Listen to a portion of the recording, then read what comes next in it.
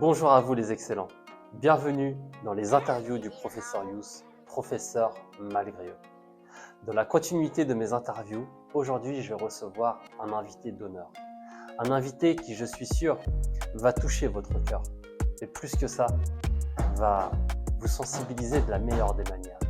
C'est plus qu'un ami, c'est plus qu'un frère, c'est le professeur Raouf, professeur d'arabe avec une méthode très particulière. Sans plus tarder, nous allons le recevoir et vraiment assister jusqu'à la fin parce que ça en vaut le détour.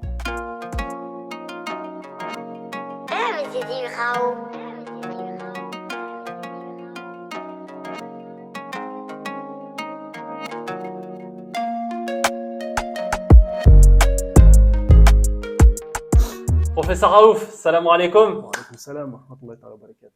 Ça va? Alhamdulillah. Ça fait plaisir. Oh, ça fait plaisir aussi. Pour ma deuxième interview, on a eu une première interview avec une dame que tu connais très bien, Mashallah. Hijine Magé, qui est professeure de langue arabe en lycée. Mon ancienne prof aussi. Ton ancienne prof, mon ancienne prof. Mashallah. Et on va continuer avec toi.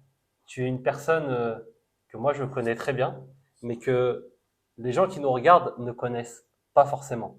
Est-ce que tu peux te présenter, s'il te plaît? Je m'appelle Rafouddine Solihi. Je suis né à Mayotte en 91. 2001 ou 91? Ça 91. fait 10 ans En d'écart. 91, c'est le stress, reste désolé. Du coup, je suis né à Mayotte, une petite île dans l'océan Indien, précisément dans le golfe de Mozambique, où j'ai grandi depuis ma naissance jusqu'à mes 10 ans, c'est-à-dire les années 2000. Je suis venu en France. Et arrivé en France, c'était à Marseille que j'ai grandi pendant 5 ans. Attends, juste avant d'arriver en France, c'est comment Mayotte? Raconte-nous un peu. Nous quand on entend Mayotte, on entend les petites îles, les repas épicés, la mer bleue turquoise. Est-ce que c'est ça ou ça n'a rien à voir? C'est paradisiaque. Ouais. Tout ce que je pourrais dire, c'est paradisiaque. Après, sable bien étalé sur tout le long de la plage. Donc la plus belle activité là-bas, c'est tu montes sur une barque, canne à pêche et puis. Exactement. C'est une de mes activités quand j'étais petit. Du coup, on avait plusieurs activités quand on était petit. On était un peu libre dans le village en fait. C'était des villages à l'époque. Aujourd'hui, ça commence à devenir des villes. Et alhamdoulilah, une jeunesse bien pleine, si on peut dire, on peut se permettre. Super. Et alhamdoulilah. Et après, qu'est-ce qui se passe à 10 ans? Pourquoi le départ vers la France? C'était un peu la misère. On cultivait, cultivait ce que la terre nous produisait et puis ce que la mer pouvait nous procurer. Et on se nourrissait comme ça. Et c'était comme ça. Le riz, on le faisait nous-mêmes. On avait des champs à perte de vue étant petit. Du coup, on se levait tous les matins pour aller pêcher, pour aller au champ, pour aller cultiver, récolter les bananes, des maniocs et ainsi de suite. Je ne vais pas m'étaler sur la nourriture ou comment dire, tout ce qu'il y a là-bas, mais c'est vraiment vivant, quoi. C'était vivant. Ouais. Aujourd'hui, je sais pas si ça se fait toujours. Traditionnel, c'est. Aujourd'hui, je sais pas si ça se fait toujours parce que je suis En fait, tu vivais dans un pays où tu étais en vacances tous les jours. Exactement. Le temps, tu le voyais pas. Tu n'avais pas une montre qui te disait, vas-y, tu dois aller là-bas ou là-bas. Non. Tu regardais le soleil, tu savais que c'était ce que tu devais faire à cette heure-ci. Et tu avais la prière tous les jours. Du coup, tu savais à quel moment tu devais. Les rendez-vous, c'était au niveau de l'appel de la prière. On se donne rendez-vous à l'Assar, on se donne rendez-vous à Et Maghreb. là, une nouvelle activité commençait, puis c'est comme ça. Et donc après, du coup, ouais, Après, difficile et départ pour la France et tu arrives à Marseille. Oui, c'est ça. Quartier Nord. Arrivé à Marseille, quartier Nord. Ah ouais. Ouais, Félix Piat. À la Castagne, comment ça s'appelle là? Pas Castellane, non. Castellane. J'étais petit, ouais. C'est des Marseillais, vont me traiter là. J'ai mal prononcé le nom. Non, après, j'ai grandi à la Maison Blanche. Avec Obama et tout, non? On connaît souvent.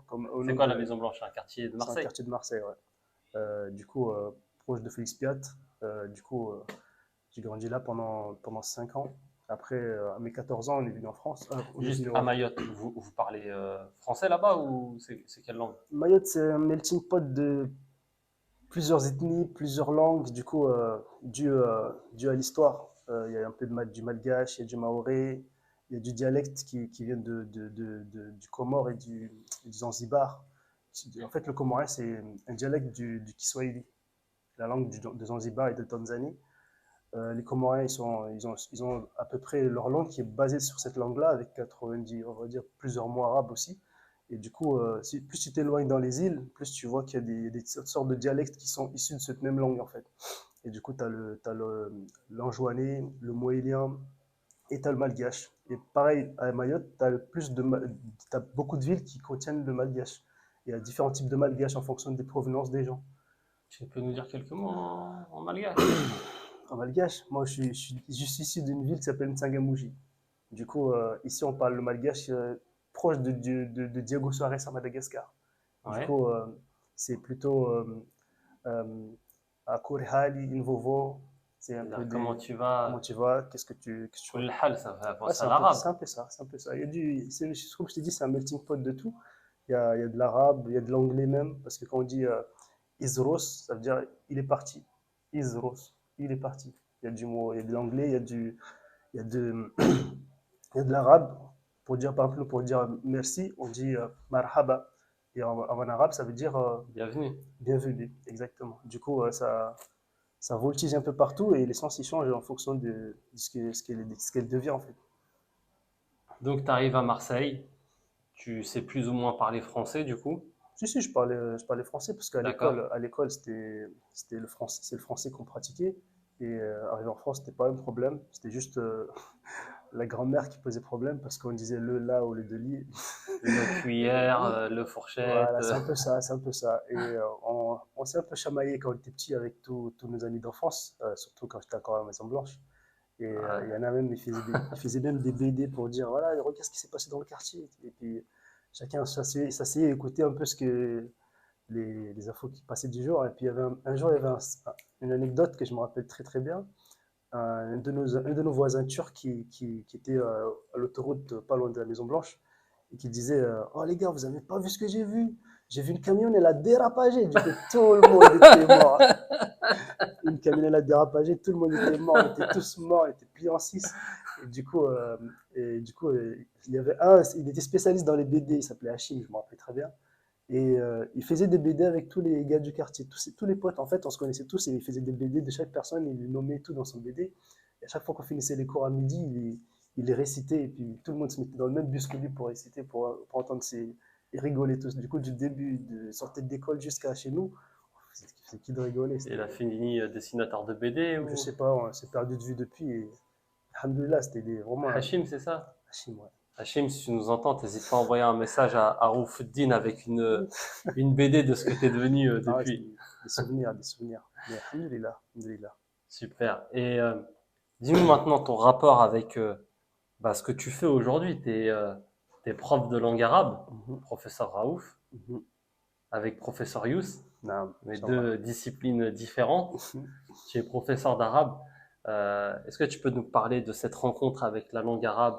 Et en fait, c'est plus une rencontre parce que tu te lis d'amour avec cette langue. On va dire que j'avais déjà des prérequis étant petit. Euh, En fait, la méthode qu'on apprenait au Comores, c'est une méthode qui s'appelle Al-Bardadiya, où il suffit de chanter en apprenant en fait. Et du coup, on avait plutôt tendance à apprendre comme ça, Ouais. Alifou, B, T, F, Jimou, He, et ça nous a beaucoup aidé dans l'apprentissage. Et Alhamdoulilah, il y en a, ils arrivaient au Coran rapidement. Donc ça, c'est l'alphabet, mais il est différent quand même de ce qu'on peut Ouais, entendre. en fait, c'est une méthode qui est aussi appliquée en Malaisie. Euh, c'est, comment dire, c'est à peu près la même manière d'approche, mais sauf que en fait, à la fin, quand tu vois les fatha, kasra, dhamma, ça change de. Le son, le son en arabe, il devient vraiment celle qu'on utilise dans le Coran. Ah, c'est juste pour apprendre la La lettre lettre où comme on a le son voilà, voilà, et après quand tu rajoutes les voilà, voyelles, c'est change. là tu retrouves. Exactement. Ok. Et du coup, Donc tu as et commencé j'ai à apprendre commencé à, l'arabe, t'avais quel âge? j'avais entre 4 et 7, 10 ans, ouais, entre 7 et 10 ans. Et du coup, arrivé en France, j'avais mémorisé une petite partie, voire deux parties de juz de Hizb du Coran. Et arrivé en France, bah, j'ai commencé à tout louper. Et arrivé en quittant Marseille, à l'âge de mes 14-15 ans, je suis arrivé au Havre. Et là, un déclic m'est venu. Et puis, je me suis dit, qu'est-ce que mes parents m'ont donné de plus précieux que je peux vraiment m'accrocher, c'est l'école et puis l'école et l'arabe. Et je me suis dit, bah, autant commencer par ça déjà et puis voir ce que ça va devenir. Et au fur et à mesure, bah, j'ai rencontré des amis qui m'ont fait rencontrer des profs. Et puis ce même prof-là, je l'ai eu pendant 10 ans. Et d'où ma curiosité s'est agrandie. Et j'ai appris davantage. Et puis venait un moment où je voulais aider les autres aussi à être à l'aise comme moi en arabe. Parce que j'avais des prérequis, mais je me sentais déjà bien. Et vouloir avoir ce souci-là, c'est ce que qui m'intriguait le plus. Pourquoi j'ai ce souci-là aujourd'hui? Et à force, bah, j'ai commencé à donner avec la méthode qui est l'association la plume, ils utilisaient. Et du coup, à force, j'ai terminé à toujours jongler d'un livre vers un autre pour expliquer la lettre, comment la prononce, le point de sortie des lettres. Et à partir de là, je me suis carrément mis à rechercher une méthode qui regroupe le tout, où est-ce que je peux enseigner une méthode qui fait que la personne qui est en face de moi puisse comprendre clairement ce que je vais l'enseigner, en fait, la bonne manière de A à Z, en fait. Alors, juste avant d'en venir à cette fameuse méthode que tu enseignes aujourd'hui et dont tu es diplômé directement pour pouvoir justement aussi à ton tour l'enseigner, il faut savoir que la langue arabe, de ce que tu dis, il y a différents points de sortie, il y a comment on va placer les lèvres, la langue, les dents, parfois même aussi la gorge. C'est vrai que c'est une langue qui est assez technique en soi pour apprendre. Énormément. Et en tant que prof, c'est pas difficile justement avec des personnes qui partent de zéro à pouvoir expliquer comment apprendre. Ça demande plus du temps à une personne qui avait déjà des bases, en fait, où il faut lui remontrer la bonne manière de prononciation. Là, ça va demander plus de temps. Au départ, la personne ne va pas bien comprendre. Donc c'est plus dur pour une personne qui a déjà commencé sur des mauvaises bases on va dire, de réapprendre comme si c'était depuis le début, qu'une personne qui commence de zéro, pour elle, c'est beaucoup plus simple. C'est ça. Parce que dans le premier cas, la personne doit complètement faire table rase de ce qu'elle a appris, on va dire reformater le système et réapprendre quelque chose de nouveau. Et c'est vrai, c'est parfois quelque chose de difficile d'oublier des mauvaises habitudes qu'on a pu avoir. Exact. Du coup, alhamdoulilah, c'est comme ça que je vois les choses, c'est que autant aider les gens à avoir des bonnes bases, comme ça ils se lancent pour de bon, que des personnes qui vont être après restopper puis recommencer à zéro. On va dire, les piliers sont comme ça, il faut les redresser. Et forcément, le fait de les redresser encore mieux, ça demande du temps parce que la personne, il faut qu'elle active des endroits qu'elle n'a jamais posé la langue ou des lieux que la langue n'a jamais pu aller ou la langue qui doit sortir pour le va, fa, va. C'est pas facile. Et puis, le fait de pousser la personne à toujours s'entraîner, c'est pas facile. Mais quand je t'entends parler, en fait, je sens que pour toi, le détail, il est important, que le travail bien fait, il est important. On ne peut pas se contenter d'un minimum. Non, parce que... Il faut se contenter toujours de plus. C'est ça? Exact. Parce que, comment dire... Est-ce que c'est justement cet amour pour la langue, et j'aurais envie de dire pour les langues, qui fait ça? Exactement. Parce que le fait d'apprendre une langue et qu'on maîtrise tout dès le départ, ça nous met bien à l'aise quand on le pratique, que quand on y va, par exemple, on va dire Uridu haza, ou c'est pas, la personne en face, il peut se dire, voilà, il n'a pas fait cette étude bien peaufinée en fait. Sauf que moi, ce que je cherche, c'est vraiment aider les gens à ce que dès qu'ils parlent arabe, bah, il n'y a rien à redire. C'est que vraiment, Uridu haza, directement avec le val bien placé, qu'il n'y a pas de Z ou de S pour le fa ou ça, enfin le sa ou le de fa, ou le sin ou le de ça, enfin. Tu vois, pour toi, tu sais de quoi tu parles, Exactement. même si pour nous, ça n'est pas aussi clair que ça peut le paraître quand tu le dis. Et à un moment donné, donc, tu rencontres une nouvelle méthode, qui n'est pas si nouvelle que ça fait longtemps qu'elle existe, mais pour toi, elle est nouvelle parce que tu vas faire sa rencontre. C'est la méthode Nourania. C'est ça. Est-ce que tu peux nous dire du coup comment s'est fait cette rencontre et comment tu es allé aussi à sa rencontre? En fait, c'est une méthode, enfin, comme je disais auparavant, je cherchais une méthode qui me permettait de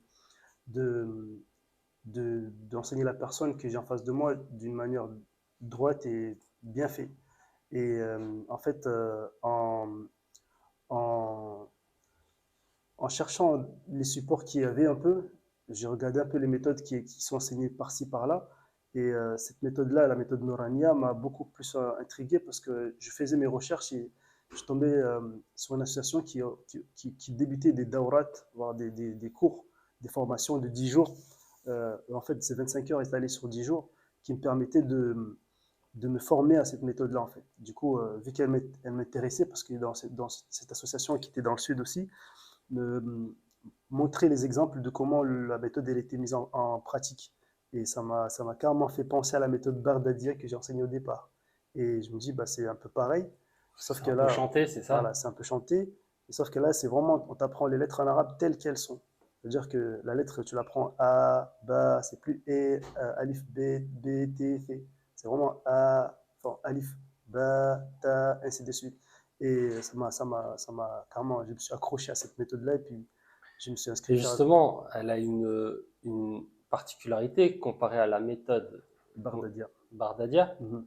c'est que celle-ci, cette méthode Nouraniya, elle a un objectif qui est plus précis que la langue arabe en elle-même. Mhm. C'est que la méthode Bardadia, en fait, elle te pousse à apprendre l'arabe, mais on ne sait pas quel est l'objectif visé, en fait. Soit c'est pour l'arabe, soit c'est pour le Coran. Sauf que la méthode Nouraniya, elle te focalise sur le Coran. Elle te pousse à avoir une meilleure prononciation, une meilleure écoute, une meilleure visualisation de ce que tu lis, une meilleure, même une concentration qui va s'accentuer au fur et à mesure de la première leçon jusqu'à la 17e. C'est ça qui fait la différence.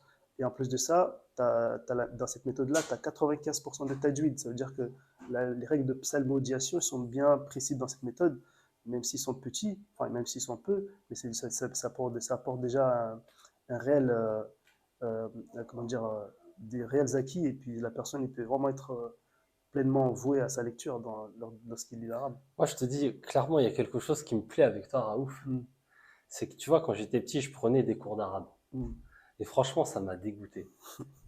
Le prof qui a pas la pédagogie, tu vois, qui va te faire bouffer des lettres en arabe, il va te faire apprendre des phrases, des mots, tout ce que tu veux, tu comprends pas. T'es dégoûté parce que c'est le dimanche après-midi ou ou le samedi ou le mercredi après-midi, t'as envie d'aller jouer avec tes copains c'est et sûr. tes parents et te mettre au cours d'arabe. Et franchement, moi, ça m'a dégoûté, tu vois. Et je pense que je suis pas le seul, tu vois, à avoir été dans cette situation parce que non seulement il n'y avait pas la pédagogie, Mhm, mais la méthode aussi que les profs utilisent de manière générale, c'est pas une méthode, tu vois, qui nous donne envie. Tu vois, c'est pas chanté, c'est pas ludique comme la méthode Bardadia, ce que tu disais, ou la mm, méthode Nourania, Nourania. mm, Et avec toi, en fait, quand on entend, on sent, tu vois, que non, la pédagogie, elle est importante.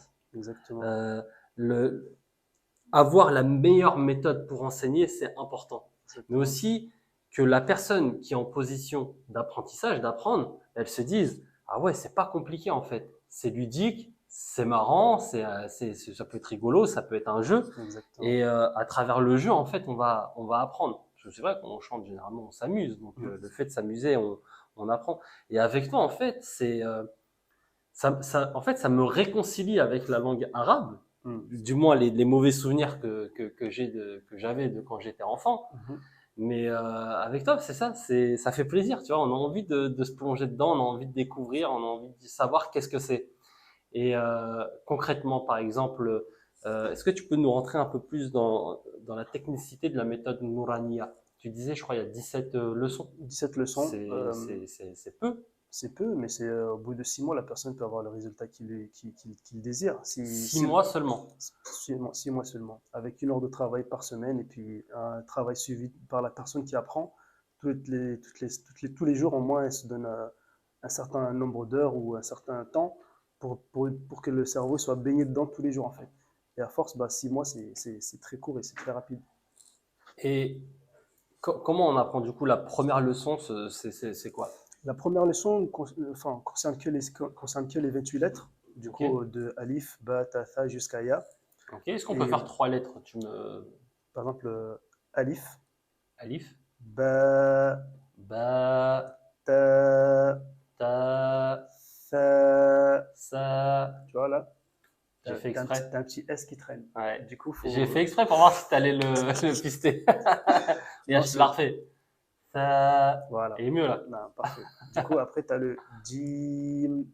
Jim. Très bien. Fais attention parce que certaines personnes, ils disent jim ou jim avec un fort son qui vient du nez.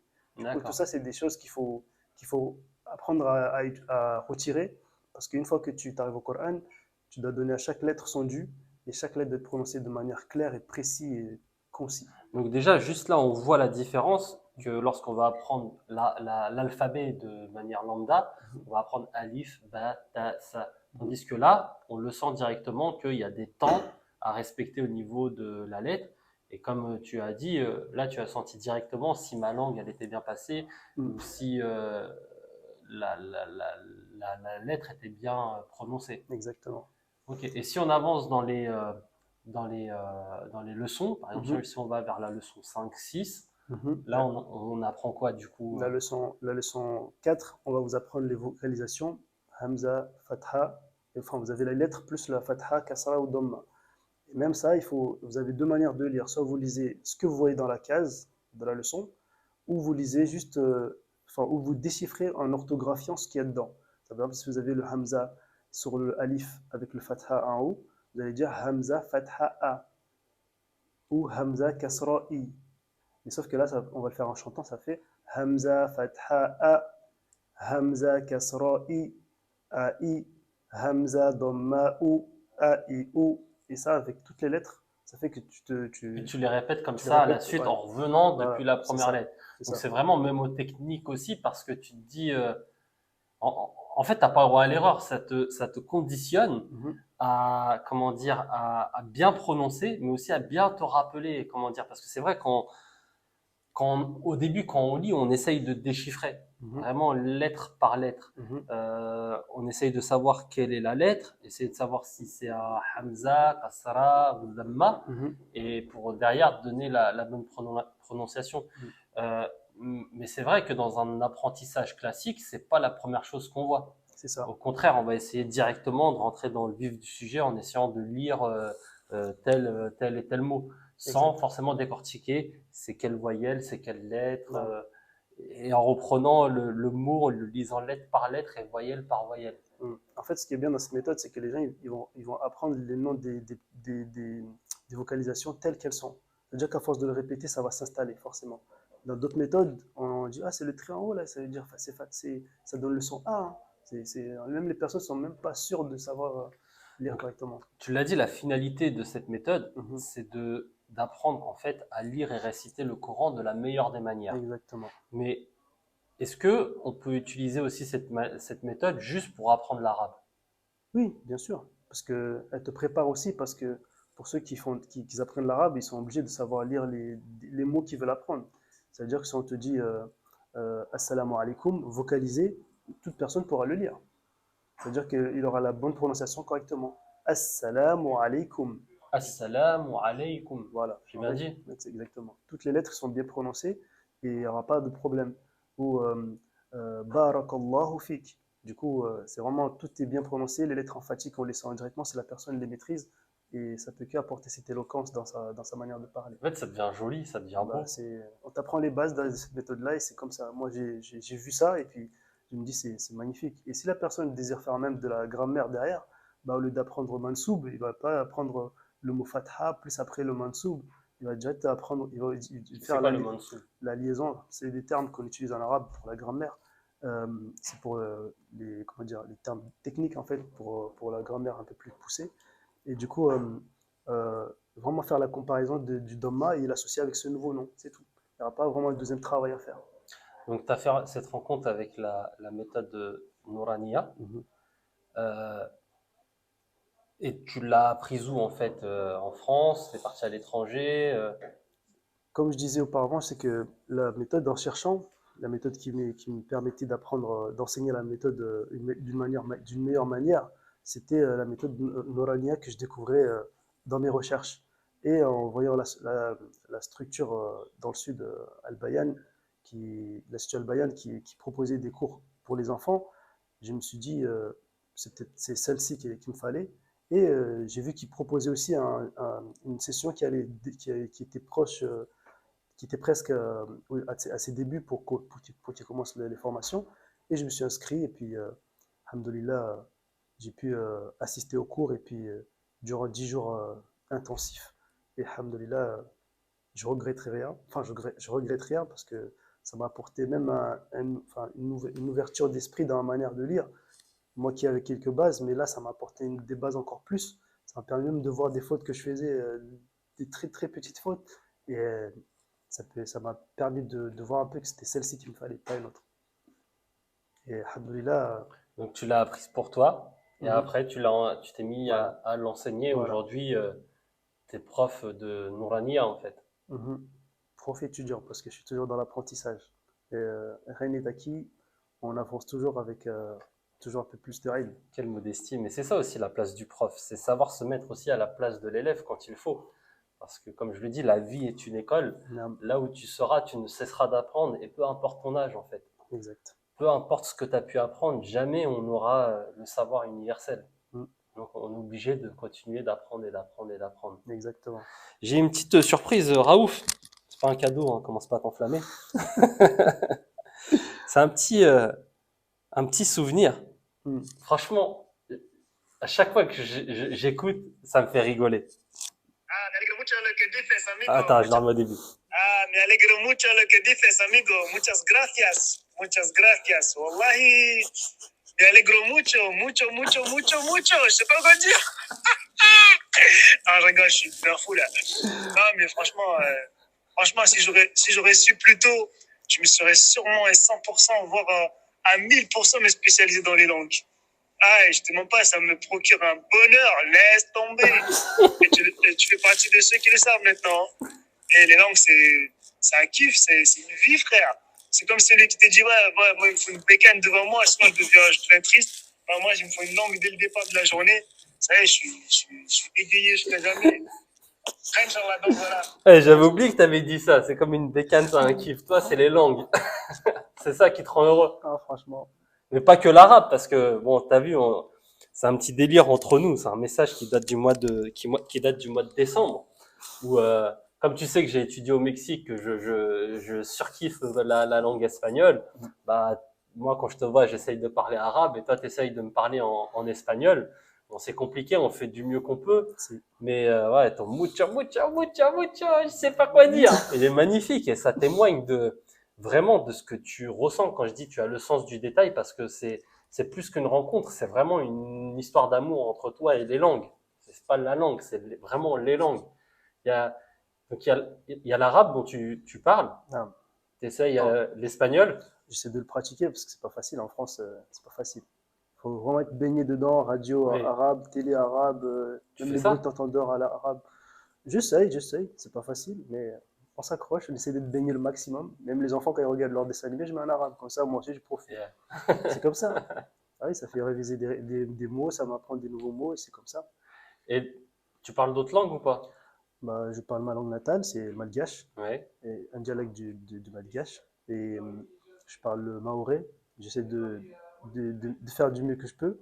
Le comorien, parce que mon père est comorien, du mieux que je peux aussi. Malgache, parce que ma mère elle est mahoraise. Du coup, j'essaie de prendre un peu tout. L'anglais, j'ai appris depuis tout petit à l'école, enfin depuis que je suis rentré à l'école. So you speak Et English very well. yes, I try, I'm trying, but it's not easy, man. Ah, it's not easy. We can, comment on dit, continue in English if you want. If you want, but I got no problem with that. In serious. Yeah, serious. Okay. For me, I will end. Stop here. I will stop. No. Yeah, I can see it. Non, du coup, après D'autres l'anglais, langues ou après pas? l'espagnol, après l'arabe, depuis que je suis arrivé au Havre, je le pratique un peu Tu plus. parles le havrais du coup depuis que t'es au Havre. On a un accent aussi, il faut dire Ouais, ici. j'ai vu. Bah, une petite anecdote encore, quand j'étais encore au collège, j'avais un de mes amis on sortait de l'école, on rentrait tous chez nous le midi, et il y en a, ils me disent, ouais, mais comment vous êtes venu d'où là, Marseille? Ah ouais, vous venez faire quoi ici? Et puis du coup, il disait, comment vous dites du pain? On dit du pain. Et puis du coup, il disait, ah ouais, l'accent de fou! Oh. Et puis du coup, bah, j'ai appelé mon oncle et je lui ai dit, oh l'oncle, écoute-le, comment vous dites du pain? On dit du pain. Et un jour, et du coup, ça restait dans la tête. Et puis, je me dis, ah ouais, du pain. Et puis, un autre jour, je pars à l'école. Je vois un vieux qui était bourré, qui passait en bas de chez lui. Il s'est fait jeter un œuf. Il dit, oh, faites ça, vous allez voir. Et du coup, bah, je me suis dit, bah, voilà, dans quelle ville je suis tombé. Mais alhamdoulilah, que du bonheur depuis que je suis ici. Franchement, je regrette rien. Ouais, Que du bonheur. Et je me dis quelque part, Dieu il avait un plan sur tout ce que j'ai vécu. Dieu il a un plan avec moi et je sais pas à quoi ça va aboutir, mais pour l'instant, je suis là, professeur d'arabe. ça c'est la magie du destin. Mm. Parfois on est dans des endroits, on ne sait pas pourquoi, on le voit que plus tard. Et quand je regarde depuis petit, je me dis, j'ai commencé l'arabe avant l'école élémentaire. J'ai même pas fait le maternel. C'est-à-dire que, je sais pas, j'étais préparé à ça. C'est l'obélix de la langue arabe. Je sais pas, je sais pas. T'es tombé dedans. Mais la langue arabe m'a facilité beaucoup de choses parce que aujourd'hui, même quand j'essaie de envoyer quelques phrases en allemand, bah, je les prononce correctement. Quand je balance des mots, par exemple des voisins poulards ou soniqués, je les répète comme ils le disent. Et du coup, c'est vraiment, limite, le cerveau, il enregistre tout, il balance tout direct aussitôt. Et c'est magnifique. Je me dis, c'est peut-être. C'est prouvé ça, plus tu apprends de langue, bah, plus tu en apprends, plus c'est simple d'apprendre en fait. Ouais. Donc tu vas pouvoir alimenter cet amour pour les langues que tu aimes mucho, mucho, mucho. Bah, j'essaye, c'est dans mes objectifs, Inch'Allah. Et aujourd'hui, du coup, professeur Raouf, il enseigne à qui? Est-ce on peut prendre rendez-vous et prendre des cours avec toi? Non, tout à fait. Il y a, comment dire, on essaie j'essaie de me présenter un peu plus sur Instagram, Donc, Instagram, la plume de la réussite. c'est ça, Hein, la plume de la réussite. on essaiera de le mettre quelque part sur l'écran pour que vous puissiez retrouver ou en description de cette vidéo le compte Instagram de professeur Raouf. Et puis, Et c'est des cours justement, est-ce qu'on les fait en présentiel, à distance, pour l'instant, c'est à distance en majorité, via Zoom, plateforme via Zoom Zoom. ou autre? Et puis en présentiel, mais c'est très peu. C'est vraiment des familles qui m'ont sollicité pour que je puisse suivre leurs enfants. Et durant l'année, là, du coup, alhamdoulilah. Chose aussi importante, cette méthode, ok, c'est une méthode pour jouer, mais est-ce que c'est que pour les enfants ou au contraire, adultes Non. et enfants, elle est accessible à C'est tous? pour tout le monde. J'ai même des élèves de 67 ans, du coup, Ah, tout est 68 68, depuis machallah. quelques jours. En plus, il précise, tu vois. Du coup, machallah, et c'est vraiment de 7 ans, mais après, ça dépend des 7 ans éveillés ou pas, tu vois, s'il est curieux, si. Et après, ça partir de là jusqu'à plus. Inch'Allah, c'est vraiment ce qu'il faut. C'est la méthode qu'il faut. Pour moi, c'est la méthode qu'il faut. Parce que même aujourd'hui, je donne mon temps un peu à des assos, et les parents, ils disent que mon fils, c'est ma fille, et mon fils qui m'appelle pour qu'on aille en cours. Ah, c'est trop bien, c'est que magnifique. moi, je suppliais mes parents pour pas aller en cours, et là, c'est les enfants qui supplient les parents pour faire les cours C'est ça. et ne pas rater, ne pas les rater. C'est ça. Donc, j'ai qu'un conseil à vous donner, c'est venez découvrir cette méthode avec professeur Raoufouddin. C'est vraiment une méthode ludique, plaisante, et c'est surtout aussi, j'aurais envie de dire, et j'insiste dessus, c'est ta disponibilité et ta pédagogie, Raouf. En fait, tu es quelqu'un qui prend le temps, qui se soucie plus que de nous-mêmes, on se soucie, tu vois, dans notre apprentissage. Et ça, franchement, c'est rare parce que généralement, un prof, il va chercher quoi? Il va chercher à faire son cours. Et une fois que l'heure, elle est passée, hop, c'est bon, il est 16h00, faut que j'enchaîne à la prochaine, à demain ou à la semaine prochaine. Tandis qu'avec toi, s'il faut dépasser de 3, 4, 6 minutes, voire même parfois plus, bah, t'es là parce que si c'est pour notre intérêt et que en fait, t'es pas là à faire ton cours 59 minutes et 59 secondes, tu vois. Non. On prend le temps. Et ça se voit que c'est par amour que tu le fais, c'est pas pour l'argent. En plus, voilà, je te connais, je sais que tes tarifs sont très avantageux. Donc sur ça, n'hésitez pas. Franchement, vous allez avoir une qualité d'enseignement, vous allez avoir un super prof, et franchement, c'est vraiment accessible financièrement. Donc ne vous privez pas. Et puis pour la finalité, bah, deux finalités en soi. Soit c'est pour apprendre l'arabe dans le but d'avoir une lecture ou apprendre le Coran, ou bien dans le but d'apprendre à lire l'arabe, tout simplement. Et j'aurais envie de dire, bah, quel investissement, j'aurais envie de dire, c'est le plus bel investissement que l'on puisse faire, quoi. C'est Exactement. dépenser de l'argent pour sa culture générale, pour une noble cause. Pour une noble Exactement. cause. Exactement. En tout cas, je sais que voilà, depuis quelques jours, il y a des avis qui tombent sur tes réseaux sociaux d'anciens ou d'élèves encore actuels que tu as. C'est magnifique en fait, les commentaires qu'ils disent, ils sont tous satisfaits à la fois de la méthode, à la fois du prof, à la fois que c'est quelque chose qu'on n'a pas envie de lâcher aussi simple, sur les résultats aussi rapides. Exactement. Moi, je connais des gens dans mon entourage, ils prononçaient pas un mot d'arabe. Ils savaient pas la lettre Ra, ils savaient pas la faire. Et aujourd'hui, quand je les entends parler, lire, je dis mais c'est pas possible. Et ce, en quelques mois, en 3-4 mois, t'as fait des prouesses, comme on dit, tu vois. T'as cette capacité, en fait, à nous donner envie d'apprendre, tu vois. Moi, Je sais pas, c'est toi qui dégage ça. Je crois en tout le monde. Moi, j'essaie de ressortir que le meilleur d'eux-mêmes. Machallah. C'est tout. Tu sais, avec Excellence Formation, on a un slogan, c'est développer votre potentiel. Et c'est ça, en fait, ce que tu es en train de faire. C'est à travers ta méthode, tu vas développer le potentiel des gens. Tu vas aller chercher leur potentiel qu'il y a au fond d'eux pour le développer au maximum. Et c'est pour ça, Excellence Formation, bah, c'est plus qu'une chaîne d'information, c'est plus qu'un organisme de formation. C'est aussi, voilà, vous faire découvrir des personnes comme Raoufuddin, comme Madame Magé il y a quelques mois, et comme d'autres personnes qui viendront par la suite. Des personnes qui ont un parcours assez atypique, des personnes qui viennent vous raconter, vous transmettre une partie de leur histoire, de leur vie, de ce qu'ils font, pour justement, bah voilà, essayer d'avoir une approche différente, essayer de formater les systèmes, se dire que on a appris parfois des choses, pas de la meilleure des manières, et on se doit de réapprendre en se disant que c'est possible. Et la preuve en est cette ma maman de 68 ans qui fait cours avec toi. Et si elle y arrive, tout le monde peut y arriver. Tout le monde peut y arriver. Exact. Donc, merci Raouf. Vraiment, c'était un plaisir immense de faire cette interview avec toi. C'est réciproque. Est-ce que tu as un petit mot de la fin? Non, juste que la science est obligatoire pour tous. Il faut juste se motiver et apprendre. Il ne faut pas rester ignorant. Savoir est une arme. Pourquoi ce rire? Parce que c'est la base. En ayant une connaissance, bah, on sait à quoi faire face à toutes sortes de problèmes.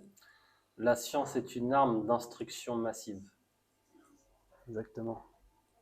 Raouf, barakallahu fik. Wafik. Salam alaikum. Tu prends soin de toi. Toi de même. Et puis, on va en cours là, avant qu'il soit trop tard. Non, il sera jamais trop tard, mais alhamdoulilah, il faut toujours un début. Les excellents, vraiment, je vous invite, je vous incite à le suivre sur les réseaux sociaux. La plume de la réussite, c'est Raoufuddin Swalhi, professeur en langue arabe via la méthode Nourania. Sur ce, prenez soin de vous, prenez soin de vos proches, et je vous dis à très vite dans une nouvelle vidéo. À bientôt. Salam.